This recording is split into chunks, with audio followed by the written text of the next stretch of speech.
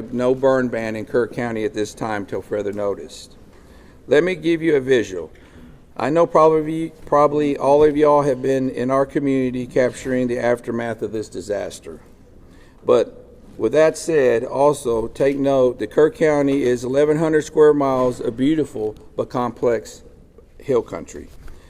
There are rural areas that may experience extended response times, areas where cell service is spotty, where the area is single-lane bridges and low water crossings. Sometimes evacuations is not the safest. Sometimes it's better to shelter in place. The hill country is not a one-size-fits-all place. First responders from emergency services throughout Kerr County promptly responded to the recent emergency as the situation unfolded. As with other significant events that our emergencies services encounter, this incident will be reviewed. You have my word. When or if necessary, if improvements need to be made, improvements will be made. What I'd like to do right now is kind of give you a breakdown. I believe the latest report I had, we have 2,100 people out here at some capacity on this incident. Okay, as far as Kerr County Sheriff's Office right now, what our office is currently doing, it's an all hands on deck. Everybody we got are out here, but also we have an additional 2,000 plus people helping us. But as far as our patrol division, right now they're involved in answering calls. Y'all have to remember, we still got day-to-day calls we have to handle. But they're also involved in different kinds of rescue and recovery efforts. My CID division, Criminal Investigation Division, is assisting with operations at the funeral home. They're also assisting with the identification process. My SOD division, Special Operations Division, is searching through heavy debris with heavy equipment. They're distributing assets with the Texas Game Wardens. They are also involved in recovery operations. Also, they're working with DPS special agents on all recovery processes and with the volunteer fire departments. Our communications is overseeing the communication operation liaison with DPS also. Our emergency management, Dub Thomas, is in the EOC Center. Also with my chief, they're both in the EOC Center. At this time, I brought a couple of the guys. I was going to let Captain Jason Waldrop say a few words. Jason has been in the field, hands on deck this whole time. I hadn't been able to get out of here a lot. There's a lot to manage here. He's actually witnessed several things. He's kind of going to give you a few ideas and updates on what's going on in the field, where he's been and what he's been seeing. And then we'll turn over to Sergeant Jack Lamb. Captain Jason Waldrop. Nope. Go ahead, sir. So the sheriff just wanted me to kind of give you all an update on some of the things that we as the sheriff department have been doing. One particular thing that we have done in order to help assist in locating the missing is we have coordinated a team with a local construction company, the Texas Department of Public Safety, some fire departments from within Kerr County, a fire department from Acuña, Mexico, and we are looking and searching the deeply impacted flood debris along the river. So these areas are where a lot of this debris is bottlenecked. So it's a lot of large trees, it's a lot of the vehicles, it's a lot of home structures have built up in these areas. So we are using very heavy equipment, excavators, skid loaders, to remove this material and do a deep impact search of where this is. So what we ask is, for those who are out there working, the local residents, the families of the missing, even some of the search teams, if you see these very large excavators working, please avoid these areas. We are trying to control these work sites.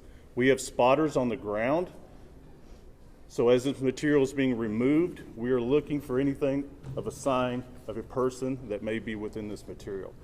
These operators have very limited vision with these large excavators, so please avoid these areas that they're working.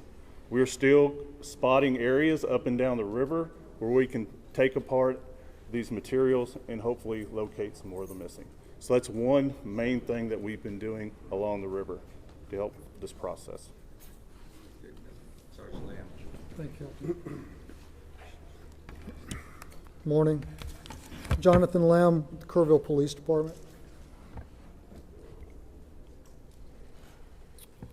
We want to remind folks that if you've reported a loved one missing and they've returned home safely or been found safely, it's vitally important that you let us know that that person is no longer among the missing.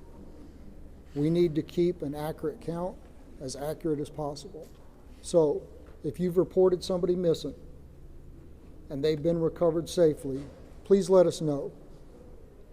Go to the website kerrvillemissing.dps.texas.gov or call 830-258-1111. And once again, kerrvillemissing.dps.texas.gov, 830-258-1111.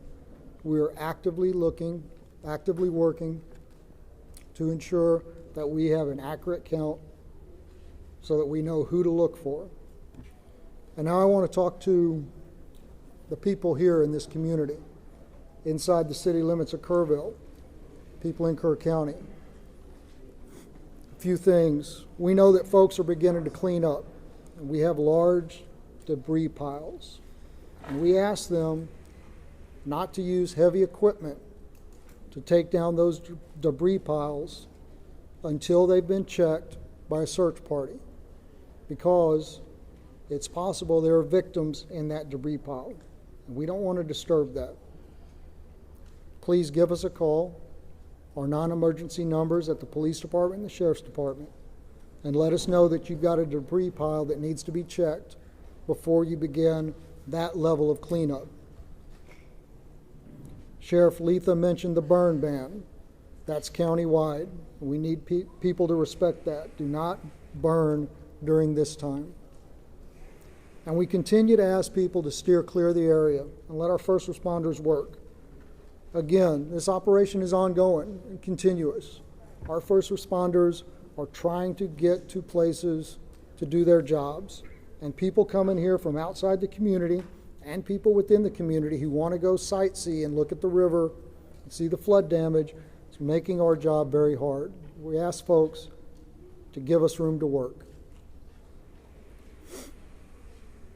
I want to talk a little bit about the events that happened on the morning of July 4th, what the Kerrville Police Department and other first responders were doing in those early morning hours. And I want to start outside of Kerrville, out in Hunt. Now, for those of you who went out there yesterday with the governor, y'all know that Highway 39 crisscrosses the Guadalupe again and again and again.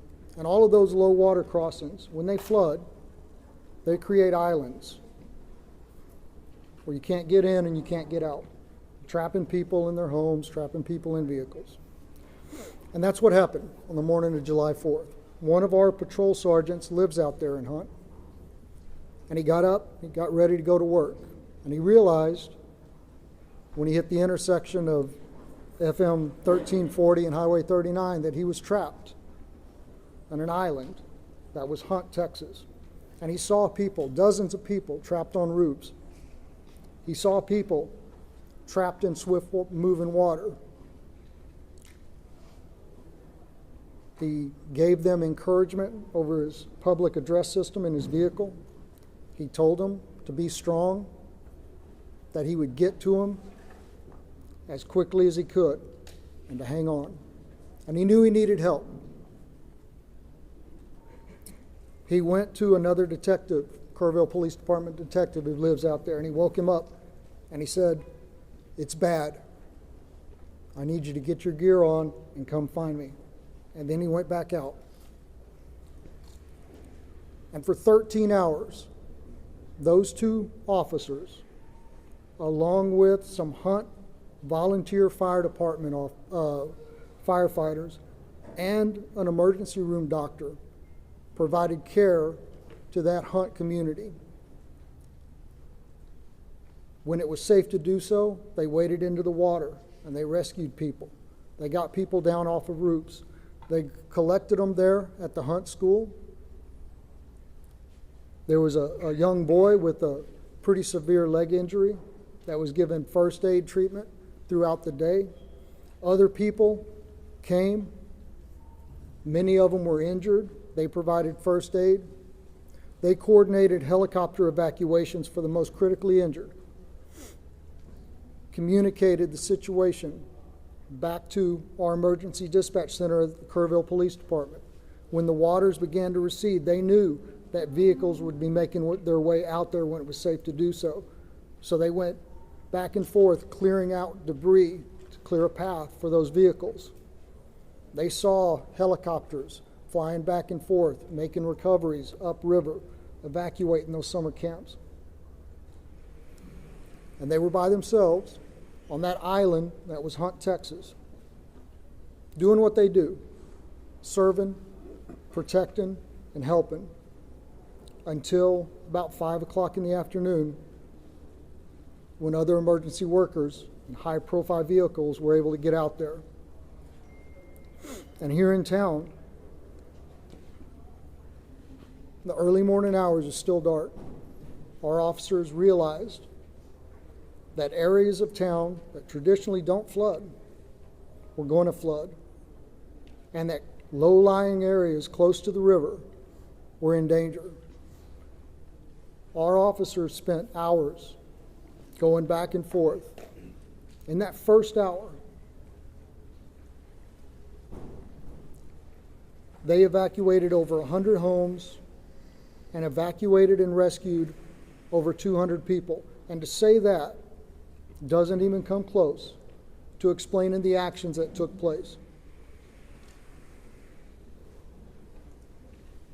Door to door, waking people up, convincing them that yes, the floodwaters are coming and you need to leave now. They rescued people out of vehicles. They rescued people out of homes that were already flooding, pulling them out of windows. They entered water. There's a trailer park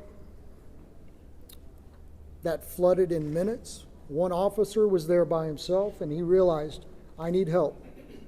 He sounded his siren, driving up and down those streets that were beginning to flood, calling on his PA system for folks to wake up and evacuate. And then 2 other officers joined him through first thigh deep, then waist deep, then chest deep water, as they went from RVs and trailers and rescued people, carrying them to safety through the water. Out on old FM 689, there were 2 people trapped in the water, clinging to a tree. 2 officers were there when a third one drove up, and one of them was wrapping a 100-foot flex line garden hose around his waist to go into the water and rescue those people. And those 3 officers went into the water, and one of them held that hose and acted as an anchor, while those other 2 made their way to those 2 victims, and they were able to evacuate them safely. Folks, I don't know how many lives our KPD team saved in an hour in Kerrville, but I know that this tragedy, as horrific as it is, could have been so much worse. And finally, I want to tell you about a member of our KPD team. These guys have been working around the clock. 4th of July traditionally is a all hands on deck event for us, because we hold an amazing concert on the river. On July 4th, it was an all hands on deck event for a very different reason. But our officers had been working without time off, without any downtime, 16, 18, 20-hour shifts, without complaint. Yesterday was the first day we were able to give a couple of them some downtime. So we sent an officer home to rest. But rather than taking a day off, a much well-deserved day off, he got up and he put on his gear and he volunteered to go out on foot with a ground search party. And he spent his day up and down the Guadalupe River, going over, under, around trees, searching for victims to try and reunite the missing with their families.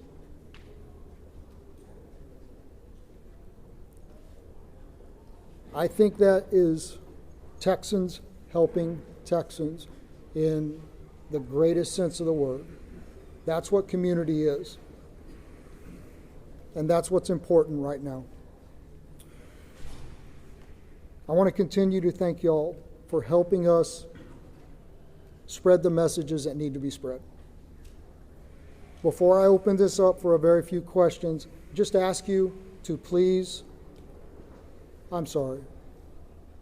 just ask you to please say your name and who you're with before we do that. Yes, sir, right here. Oh, I'm sorry. The mayor is supposed to speak now. I apologize. Mr. Mayor, I'm sorry. Good morning, everyone. As Jonathan Lamb has said, this is a story of tragedy, but it's also a story of heroes.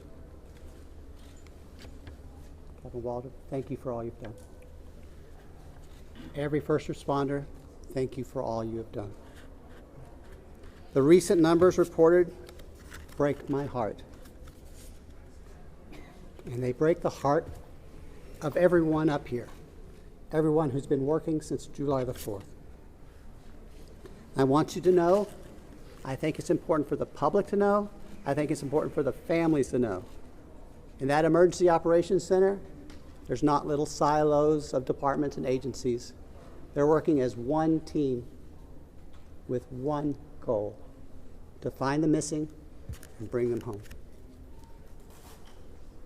I'm grateful for every first responder, every helper in every field.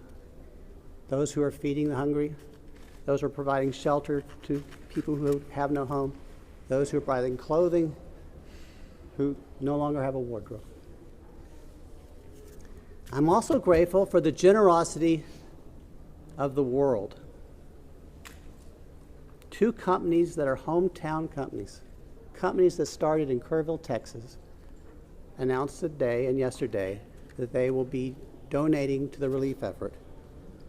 Everyone in Kerrville is proud of HEB and James Avery Artisan Jewelry. Had a different name for so long, I'm sorry. Those two companies started here. Their heart is here. We are committed to helping others.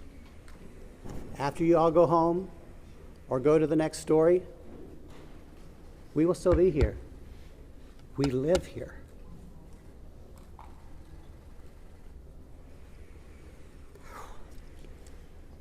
We've lost friends here. If you feel able to donate to the relief fund, the best source we are recommending is the Community Foundation of the Texas Hill Country. That's the community their website is communityfoundation.net. There's a link at the top of that page to help you donate. Now listen, I'm married to a retired first grade teacher. And I learned a little bit about classroom management from her. If you yell questions at us, we're probably going to pick someone else to answer, okay? So if you feel the need to yell your questions, I will feel the need to not answer your question. In first grade, they raised their hands. That might be a good start. Yesterday was a disaster, and I was embarrassed. Our town was embarrassed. Your viewers were embarrassed. And I don't want that to happen again. Now, I'm going to do something I've been told to do. I'm going to turn it back to Jonathan Lamb to start the question and answer period. However, please make my retired first grade teacher wife proud and raise your hands. Thank you. Okay, once again, just say your name, please, and who you're with. And I'd already called on you, so yes, sir. I'm Ernie Zuniga with KSAT 12 in San Antonio. Question for the sheriff. The code red alert system has come under a lot of scrutiny in recent days, and now there's reports of a timeline on Friday morning where an Ingram Volunteer Fire Department commander asked the Kerr County Sheriff dispatcher for the code red to be issued. The dispatcher says, I can't, I have to get a supervisor's approval for that. Almost 6 hours passes until 10 o'clock, when 10:04, when the code red is issued. How do you account for that lapse of time? What happened and what could have happened in that time? Okay. As I've said earlier, with every significant event, we're going, with every emergency, we're going to have to, there's going to be an after action. Please, y'all, listen to those words, after action, okay? Those questions are going to be answered. I believe those questions need to be answered to the family of the missed loved ones, to the public, to the people that put me in this office. Those need to be, and I want that answer, and we're going to get that answer. And I know that's going to be asked over and over. Please understand that. We're not running. We're not going to hide from everything. That's going to be checked into at a later time. I wish I could tell you that time. I don't know that time. Let me share something with y'all. One of the main things I've been doing is going and visiting the family. We still have some of those missed loved ones here. I go visit them twice a day. As a sheriff, what I want is I want closure for those people. Okay, and those are important questions. We will answer those questions. I wish y'all would bear with me in that. Okay, bear with me. We'll get them. I can't tell you in a week or two. Okay, we're going to get them. I'm not trying to deflect them. Okay, my primary. I asked you. I've been in this business 36 years. I don't know if any of y'all, how many of y'all have gave notifications, death notifications. I've done them. What is worse, a death notification or telling somebody I don't know where your loved one was? That's my priority. Okay, now please understand that. Sir, since you're up, Sergeant Lamb. Tammy from the Hill Country Community Journal. Yes, we talked a lot about the recovery effort, and it's amazing, but I wonder what we can tell the displaced families. Where do they go? How do they get in touch with FEMA? I think there's a lot of that we haven't had a chance to discuss it. Right, so unfortunately I don't have the FEMA number. I know there is a FEMA hotline specifically for this, and I don't have it at my fingertips, and I apologize for that. We are pushing out the recovery information through our social media post. The First United Methodist Church, 321 Thompson Drive, is still the shelter operation for displaced persons through this disaster. They are fully equipped and still accepting folks. Sergeant Lamb. Yes, sir. Louis Amastor from the Kerr County Lead. Yeah. Sergeant Lamb, yesterday the governor's office said there was 161 missing. Is that a Kerr County number, or is that a roll-up number? Where are we at with the number of missing? It's my understanding that the number that the governor referred to was a Kerr County number. And again, I have no reason to doubt that number, and it was compiled from the best available information. But we are asking folks to make sure that the numbers that we have are accurate. So if somebody has been reported missing and they have now been accounted for, please let us know that so we can revise those numbers and make sure that they continue to be accurate. Yes, ma'am. Thank you. Thank you, Juanita with Telemundo NBC. Yesterday, Governor Abbott said that 2 days prior to the disaster, he had provided resources, and they were here on ground. I don't know if this is a question for you or for the mayor, but he said you guys were prepared, that you had those essentials. What happened? Did you guys have those resources? Yeah, listen, I'm going to just say what has already been said. At the appropriate time, all of that is going to be reviewed and checked into. I don't have the answer to that question right now. I don't have that information. And rather than speculate, it would be irresponsible for me to do that. Mayor, So, could you speak on that? Repeat the question, please. Yesterday, Governor Greg Abbott said 2 days prior to the disaster, he had provided the town with more than enough resources to respond to the disaster. Were those resources here? Locals tell us they didn't see any resources. They didn't see anyone until hours after the disaster. Thank you. What resources did you guys have, and why wasn't there any response? Okay. I didn't see the governor's remarks. I haven't seen the governor's remarks. Last night we had a city council meeting, and I was required to be there. And so I'm sorry, I don't know what resources TDM had in place at that time. I know when I arrived at the Emergency Operations Center on the morning of July 4th, there were TDM personnel there. But what assets they were able to use that morning? I'm sorry, I do not know. Mr. Mayor, can I, Mr. Mayor? Listen, people are yelling, and I didn't really want y'all to. If you offer only 3 questions, then you're going to have people Guess yelling. what? You're in Kerrville, and we're going to do it my way. I understand that. but- Morgan Chesky, please. Mr. Mayor, records show that the concept of flood warnings have been discussed at least 24 times by the county. What's the biggest reason that these systems have not gone into place at this point? You know, Morgan, you and I grew up here. And I wasn't in office during those discussions. And frankly, I'm more focused on the future than the past, as you know. What I can say is the governor, the lieutenant governor, the Speaker of the Texas House have all provided us support, and they have all said this is a priority for the upcoming special legislative session. As mayor of Kerrville, as someone who grew up here, I am grateful for their support, and I look forward to what they proposed in the special session. My last question will be you. Thank you, sir. Shimon Provost from CNN. The Lieutenant Governor said that on July 3rd that the county judges and city mayors were invited on a daily call Thursday to discuss weather forecasts. Were you on that call? Were you invited to that call? Do you know if the county judge was also on that? I can't speak for the county judge. That would be hearsay. And I'm not going to contradict the information you have. But I will tell you, personally, I did not receive a telephone call. You weren't invited to the call, I did not receive a telephone call. and you were never given any information about what assets were brought into the area. So I wasn't invited to the call. I'm not trying to deflect, No, but I understand. I Do don't. you know why any idea how that would happen? Or? Maybe I'm not a local mayor. I can't tell. All right. Thank you, guys. Please. From Mexico, All right, folks, I appreciate that, and I appreciate the decorum that was shown this morning. So, as y'all are aware, gentlemen, just do me a favor, I'm not quite finished yet.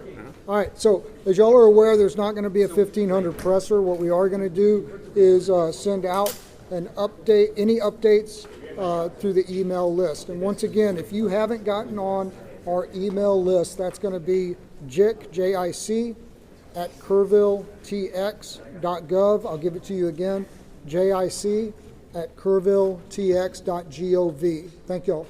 Sergeant, what time did your fellow officer come up with that?